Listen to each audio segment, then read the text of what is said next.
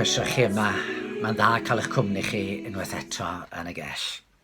Rwan, mae yna ambell un wedi awgrymu mod i mewn carchar gan y mod i'n sôn am y gair o'r Gell. Ond wrth gwrs, mae yna fwy nag un math o Gell yn does.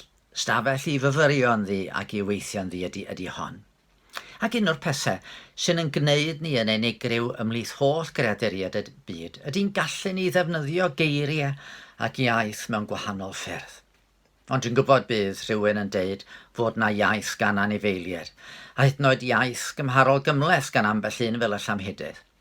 Ond tydi hynny ddim wir yn cystadlu ar, dros 7,000 o ieithoedd sy'n cael eu siarad heddiw yn ein byd. A tydi hynny ddim yn cyfri'r ieithoedd marw hynny sydd ddim bellach yn cael eu siarad. Ac ym mhob iaith mae yna filoedd o eiriau. Geiriau bach, geiriau mawr, geiriau am bethau bob dydd, geiriau am bethau cymleth, elfennau cemegol, syniadau. Mae yna ferfau, enwau, ansoddeiriau, rhagenwau, adferfau, arddodiad ac ymlaen ac ymlaen.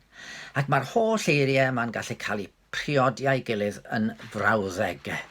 Brawddegau sy'n cyfleu pethau i ni. Da ni'n gallu mynegu gwirioneddau efo nhw. Gallwn ni gyfleu gwybodaeth ac addysgu rhywun, adrodd stori, cyfleu teimlad. Maen nhw'n ffordd da ni'n ei ddefnyddio i gysylltu a'n gilydd. Maen nhw'n gallu cael eu defnyddio i frifo, ac yn aml mae'r clwyf sydd wedi adael drwy air angharedig yn aros llawer iawn hirach na'r un sydd wedi cael ei greu a dwrn. Ond maen nhw hefyd yn gallu yn codi ni a chyfleu'r tynerwch a'r teimlad dyfnaf. Fel y frawddeg fechan honno, dwi'n dy gared i. Ac wrth gwrs, da ni'n ei gweld nhw ym mhob man. Mewn llyfrau, cylchgronau a phapurau newyddion, ar y sgrin deledu, sgrin y cyfrifiadur, y tablet a'r ffôn. Mae geiriau i'w gweld yn ffenestru'n siopau ac weithiau mewn goleuadau llachar uwchben rhyw theatr neu sinema.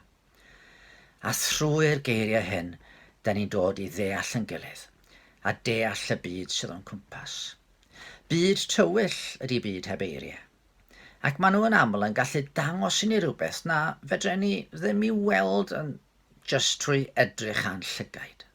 Maen nhw'n agor yn llygaid i rhywbeth mwy. Sut fedre ni ddeall disgyrchiad heb bod rhywun wedi egluro i ni am y grym rhyfeddol yma sydd yn waelodol yn yr holl greadigaeth i gadw'r planedau'n troi o amgylch yr haul, i gadw'r byd rhag disgyn yn ddarnau ac i'n gadw'n traed ni ar y ddaear. Felly, tydi ddim yn syndod o ystyried sut rai ydyn ni, fod Dduw wedi penderfynu ymwneud â ni trwy gyfrwng geiriau. Geiriau i ddatgyddio ei gymeriad, i fwriadau a'i waith i ni. Chi'n gweld, pan ofynodd Moses am cael gweld Dduw, yr ateb gafodd nad oedd o ddim yn bosib. Ni chei weld fy wyneb oherwydd ni chaiff neb yng ngweld a byw. Roedd Dduw'n deud na fedrwn ni ddim edrych yn iawn arno fo am ei fod yn mor ddisglair, mor llachar, fel y bydde'n ormod i Moses. Da ni'n gwybod am y profiad oedd yr allan o stafell dywyll i heulwen ganol dydd, a di'n llygyd ni ddim yn gallu addasu'n sydyn a da ni'n gweld dim byd. Felly bydde edrych ar Dduw yn ei ogoniant a'i sancteiddrwydd yn dallu ni, a gwaith na hynny. Oherwydd da ni'n gwybod, fedrwn ni'n hyd yn oed edrych i lygad yr haul yn iawn heb niweidio'n golwg, fa faint mwy y byddai edrych ar yr un greodd yr haul yn dallu ni. Felly daw Dduw atom i egluro ei hun, mewn ffurf gallwn ni gymryd trwy eiriau. Byddai gweld cryfder a nerth yr holl alluog yn ormod i ni. Felly mae'n dangos i ni y byd a da ni'n darllen yn y dechreuad creodd Dduw y nefoedd ar ddaear, ac mae'n llygad yn cael ei hagor i ddechrau amgyffred mawredd gallu Dduw. Byddai edrych ar ei sancteiddrwydd yn llosgi'n ddim, fel y bu'r proffwyd Eseia bron i brofi pan ath i'r deml un dydd a da ni'n glywed o yn gweiddi allan, gwae fi, mae wedi darfod amdanaf. Dwi wedi gweld efo'n llygaid Dduw ei hunan. A felly mae Dduw'n dod ato ni Ac yn lle dangos I sancteiddrwydd yn y ffordd yna, mae o'n dweud, dyma sut dwi eisiau I chi fyw. Na ladd, naw dineb, na ladrata, na ddwg gam dystiolaeth, na chwennych. A da ni sylweddoli fod na ryw safon gan Dduw, fod Dyw'n lanach I lygaid nag y gall edrych ar ddrwg. A phe bydden ni yn gweld sut mae galon o'n llosgi o gariad tuag ato. Mi fydden ni yn toddi dan y wybodaeth. Felly, fe ddanfonodd Dduw y gair tragwyddol yn gnawd, ac yn defnyddio trosiadau megis, myfyr bugel da. Mae'r bugel da yn rhoi ei einioes dros y defaid, mwyn I ni ddeall fod ganddo fo ofal trosto ni. Myfyr ffordd, mwyn I ni ddeall fod Dduw am ni droi ato a bod modd gwneud hynny trwy Iesu. Myfyr goleini'r byd, mwyn I ni weld nad oes modd deall y byd na byw ynddo fo'n iawn, heb I ni droi'n golwg ar Iesu. Fe ysgrifennodd y bardd Americanaidd Emily Dickinson yn un o'i cherni, The truth must dazzle gradually, or every man be blind. Mae deall ac adnabod Dduw a'r arglwydd Iesu yn mynd I gymryd tragwyddoldeb I ni.